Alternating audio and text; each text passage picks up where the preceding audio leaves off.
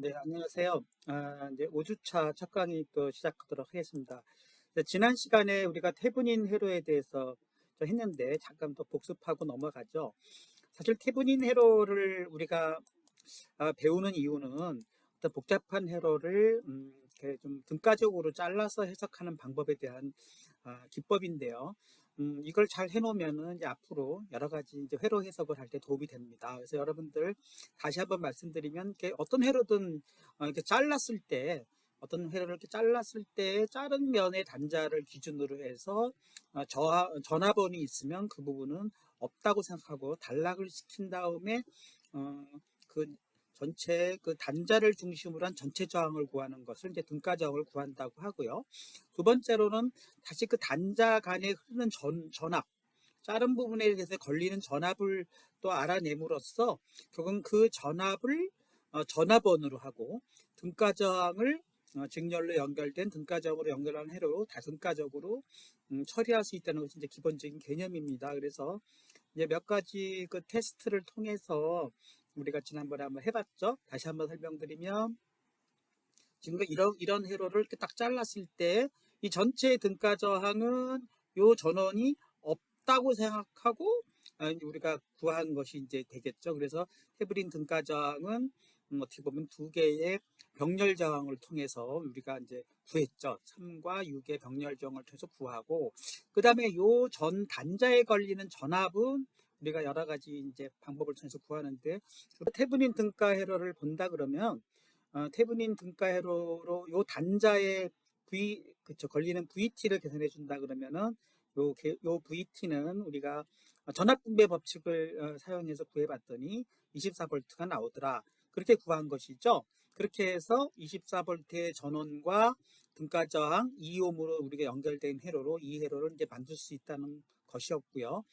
그리고 두 번째로는 노튼 이퀴벌런트 회로는 전류원으로 얘를 등가적으로 바꿀 때 어떻게 되는가 하는 것이었어요. 그때도 이미 요 자르는 면에 대한 저항 등가 저항은 역시 같은 우리가 여기가 이렇게 연결됐었던 거니까 앞과는 같은 결과인 거고 그 다음에 노튼의 전류원으로서의 전류는 요 양단을 직렬로 연결했을 때 흐르는 전류를 계산한 거였죠. 그렇게 해서 계산을 해보니까 마치 요 부분과 요 부분이 병렬로 연결됐을 때는 얘가 존재하지 않는 거로만 계산할 수 있으니까 요 부분만 남았을 때 전류를 계산해 보니까 우리가 12ohm이 나오더라. 그래서 결국은 12ohm의 전류원과 요 등가 저항이 이게 병렬로 연결된 회로로 대치할 수 있다는 것이 노튼 등가 회로의 기본적인 원리입니다. 근데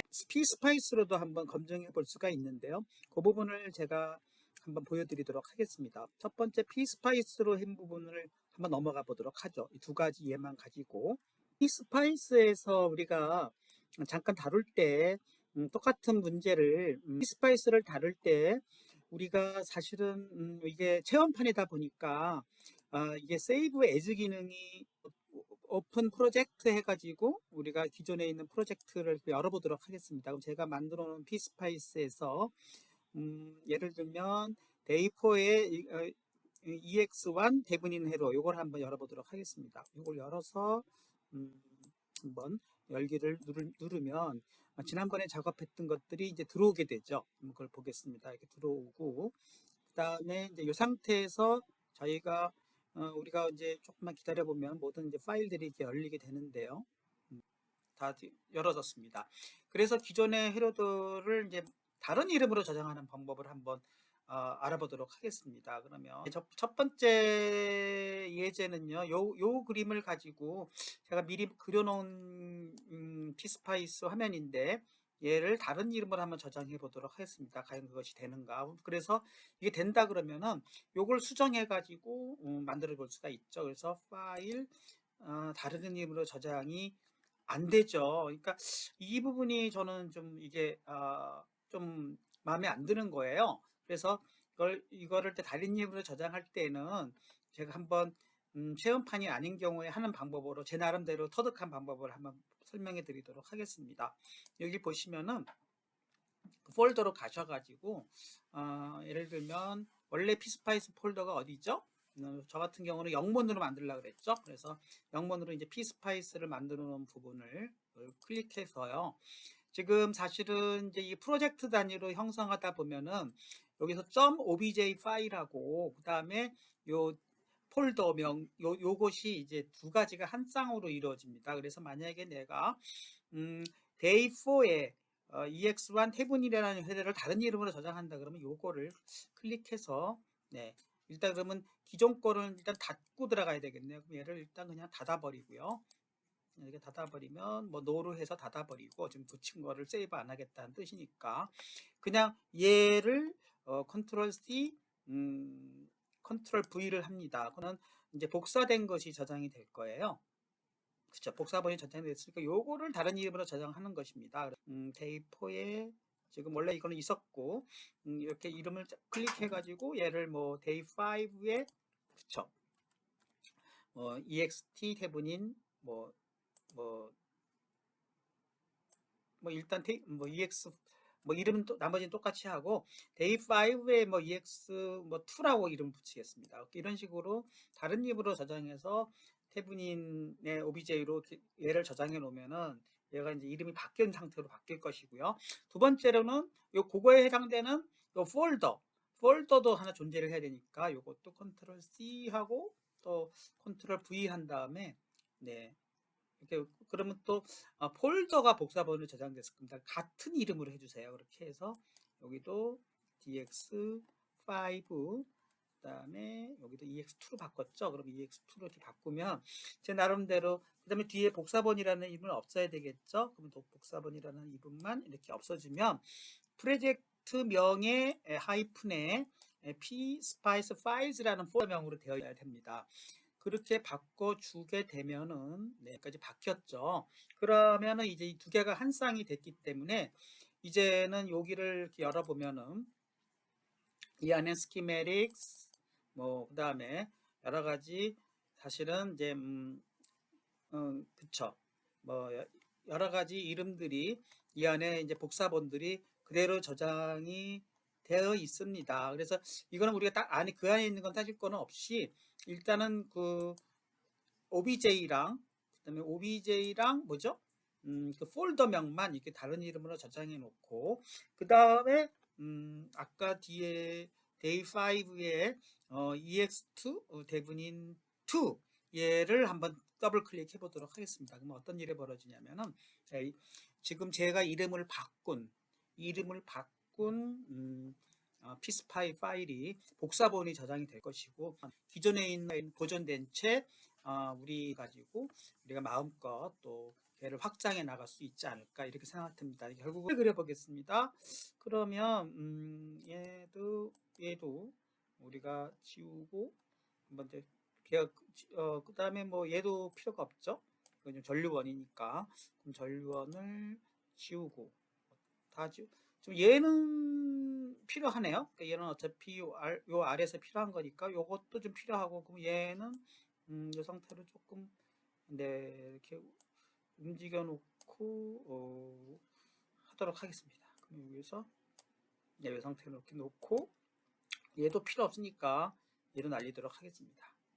그래서 여기 놓고 지우고 V1 얘는요 필요하죠. 네, 요거는 오른 버튼 눌러 가지고 로테이트로 해 가지고 수직으로 다시 세우는 걸로만 해서 수직으로 세우는 걸로 하고 그 다음에 요 사이에 넣어야 되겠죠. 그러니까 얘를 좀 낮춰서 이렇게 낮추고 요 사이에 이렇게 넣도록 하겠습니다.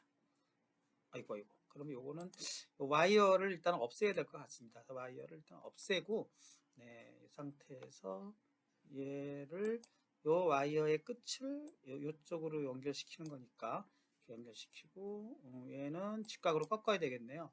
그때는 와이어를 갖고 와서 자 와이어가 요거네요. 요걸 갖고 와서 여기를 연결하고 여러분들도 자꾸 pSpice 써보면은 아이고 잘못 연결됐습니다. 이렇게 연결돼야 되겠죠. 그래서 와이어를 뭐가 잘못됐습니다. 잘 안 될 때에는 또 이렇게 와이어를 죽이고 이것도 컨트롤 G를 통해서 원래대로 원위치를 하고, 네, 요것이 요 와이어 끝이죠. 요 끝이 요리 들어가는 건데 얘가 뭐 이런 식으로밖에 안 돼요. 그때는 글쎄요, 뭐 모양이 자 이렇게 잡아놓고 네 이렇게 잡았습니다. 자 그러면 자, 요 모양대로 이제 그리고 있는 겁니다. 그럼 R1 V는 36V니까 여기를 또 얘를 요 부분을 조금 옮겨가지고 이렇게 옮겨 놓고 더블 클릭해서 네 36V죠. 그러니까 36 V 예 원래대로는 VDC죠. VDC 이렇게 해서 네, 36으로 얘를 갖다 놨습니다. 네. 36 VDC로 됐고 그 다음에 여기가 어떻게 되는 거나요? 네, 이 상태에서 여기를 그냥 연결시켜야 되겠죠. 그냥 손으로 쭉 여기까지 이렇게 연결되면은 네, 이 상태가 됐습니다. 그리고 사실은 자, 이 상태에서 이거를 조금 더 이쪽으로 이동해 보겠습니다. 모양이 이쁘게 하기 위해서 자, 이렇게 아이고 이게 사실은 연속으로 보여야 그리기가 편할 텐데 연속으로 보이지 않으니까 그냥 자기 이게 연속으로 그렇죠. 이런 상태가 되어야 이렇게 제가 딱 조금 참고 리스폰스가 기다리는 게 중요한 건가 봐요. 연속으로 이렇게 해서 네, 이런 모양이 된 거죠. 그러면 이제 저항 맞춰봅시다. 그러면 여기는 3옴이니까 클릭해서 조금 화면을 키워볼까요? 컨트롤해서 스크롤을 이렇게 하면은 좀 화면이 커지죠. 네, 이렇게 해서 화면을 좀 키워놓고 작업을 하도록 하겠습니다. 처음부터 왜 이렇게 안 했나 몰라요. 그러면 뭐 얘도 조금 화면을 좀 하기 위해서 얘를 조금 올리고 아래로 또 그라운드도 얘도 좀 올리겠습니다. 접지도 잡고 네 올라갔네요. 그럼 이런 상태에서 네 이렇게 보니까 잘 보이죠. 자, 요 상태에서 지금 3옴이 돼야 되겠죠. 얘가 R1이 여기를 클릭해서 네 여기를 3옴으로 바꿔주고 네 그 다음에 여기는 6옴이네요. 그럼 여기를 또 클릭해서 네 6옴으로 바꿔보겠습니다. 네. 자, 그러면 이게 보기대로 자, 36V의 전원, 그 다음에 저항 3옴, R2는 6옴 이렇게 됐죠. 자, 테브닌 회로를 한번 해보는 거니까 여기가 지금 A 단자, B 단자로 돼야 되네요. 그러면은 또 여기를 조금 더 선을 여기 와이어를 이용해서 여기를 선을 또 연결해 놓고 이 정도로 연결해 놓을까요? 네. 연결해 놓고 또 연속으로 들어가면 안 되니까 escape를 누르고 네. 이거 끊겼네요. 다시 컨트롤 G. 네. 네, 이 상태에서 escape를 누르고 그 다음에 또 다시 와이어를 눌러서 여기서 이렇게 선을 연결해 놓겠습니다. 자, 이 상태가 이것도 escape를 눌러서 끝을 내야 되겠죠. 델리트 다시. 네. 자, 이 상태가 지금 사실상 테브닌 회로의 그 단자를 끄는 상태입니다. 그렇지 않습니까? 요 모양하고 좀 요 모양하고 같죠. 똑같죠.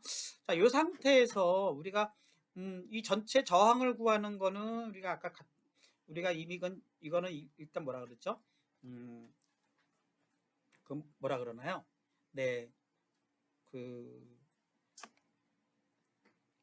미리 그걸 구하는 상태인 것이고 테브닌 상태에서 우리가 이 상태에서 끄는 상태에서 이렇게 그려놓고 만약에 시뮬레이션 하면 어떤 문제가 발생하는지 한번 해보겠습니다. 그래서 시뮬레이션을 이렇게 해보면은 오류가 발생합니다. 왜 오류가 발생하냐면은 다시 보시죠. 이렇게 보면은 뭐라고 오류가 뜨는데 이 오류의 이유는 뭐냐면은 이렇게 이런 데가 오픈되어 있다는 뜻이에요. 그러니까 다 클로즈드로 형성되어 있어야만 자기가 시뮬레이션을 할 수 있다는 뜻입니다. 그런 오류를 막기 위해서는 그렇죠. 지금 보면은 시뮬레이션이 지금 또 안 보이는데 네 아까처럼 시뮬레이션 오류를 발생하지 않기 위해서 테브닌 회로로 얘를 어떻게 하면은 오류를 피할 수 있는가를 하는 약간의 트릭 테크닉이 존재를 합니다. 그거를 좀 설명을 드리고자 합니다. 자, 이걸 오픈된 상태를 여기다가 그 전류원을 넣는 거예요. 전류원을 한번 넣어보도록 하겠습니다. 그래서 전류원을 넣으면은 오픈된 상태, 이게 지금 그 사이에 얘가 이렇게 올라갔습니다. 이걸 하고, 네, 이거를 낮춰 놓겠습니다. 네, 이건 너무 힘듭니다. 이 상태를 살살살, 네, 이렇게 올려놓은 상태로 놓고, 네, 네. 자, 이 상태에서 이걸 막기 위해서는 여기다가 전류원을 추가하는 것입니다. 그럼 전류원을 한번 추가해 보도록 하겠습니다. 그럼 여기다가 전류원은요, 네, 전류원을 찾아야 되겠네요.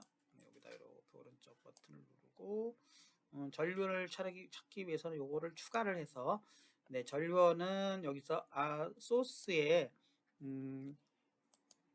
직렬, 그러니까 I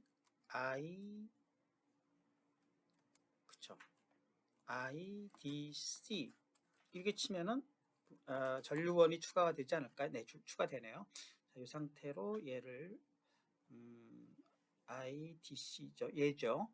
얘를 클릭해서 얘를 갖다 놓도록 하겠습니다. 자, 여기다 전류원을 갖다 놓는 거죠. 그래서 스케이프로 빠져나오고, 얘는 지금 또 약간 낮춰 이렇게 안 보이게끔 닫아 놓겠습니다. 이렇게, 자, 이 상태에서 전류원을 가져와 가지고 이걸 전류원을 이왕이면 뭐 내리는 방향 올라가는 방향 다 상관없습니다. 이 상태로 놓고 그리고 기본적으로 얘가 0A DC로 되어 있죠. 이 상태로 놓으라는 거예요. 그러면은 그렇게 놓고 얘를 다시 컨트롤 G 해서 그다음에 선으로 연결시켜 주겠습니다. 이렇게 연결시켜 주면은, 네, 이렇게 연결시켜 주고, 그 다음에 또 이 부분을 이렇게 연결시켜 주죠. 네, 이 상태가 되면 이제 폐회로 형태가 된 거예요. 그렇게 된 상태에서는 사실은 시뮬레이션이 가능해집니다. 한번 해보도록 하겠습니다. 그러면 그렇죠. 이 상태에서 시뮬레이션 버튼을 눌러주게 되면은, 네, 이번에는 아무 오류가 발생하지를 않고, 그 다음에 이 상태에서 우리가 V를 이렇게 눌러주게 되면은, 네, V를 이렇게 눌러주게 되면은 이 상태에서 24V가 딱 나오지 않습니까?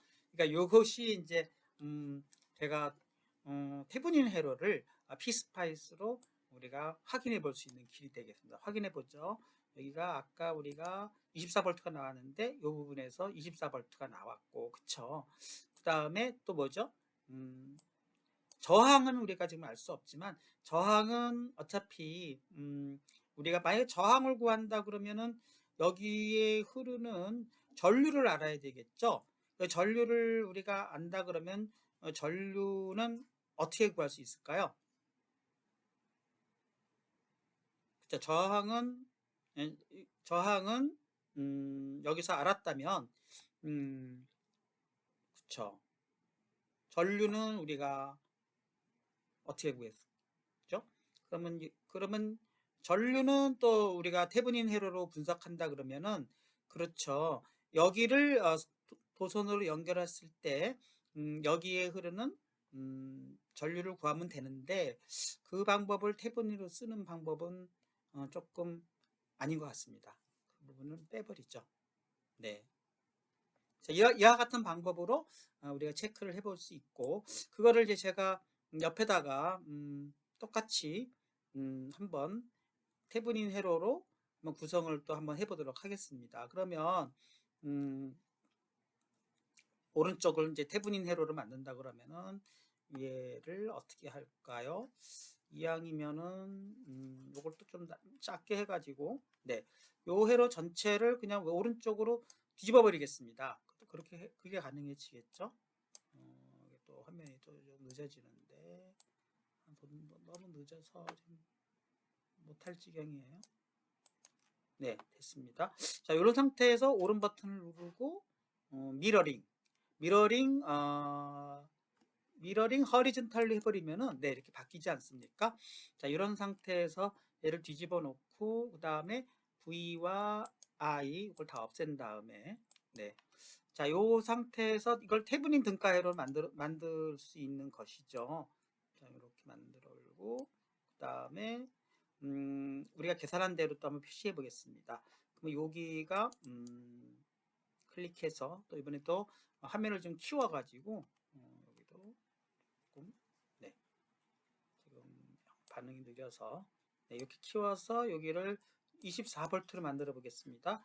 24V VDC로 이렇게 만들어 주고 네.